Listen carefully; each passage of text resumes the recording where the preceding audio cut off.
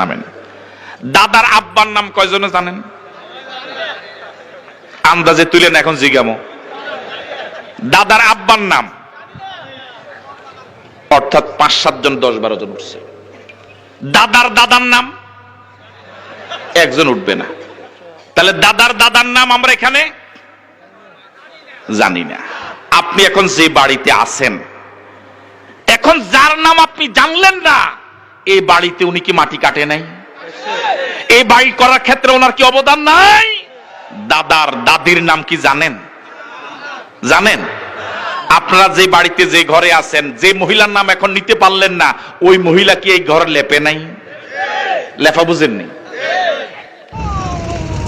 তাহলে যে বাড়িতে এখন আপনি বসবাস করেন, এই বাড়িতে এক সময় এমন লোক করে গিয়েছে যার নামই আপনি জানেন না, ঠিক নয় কি?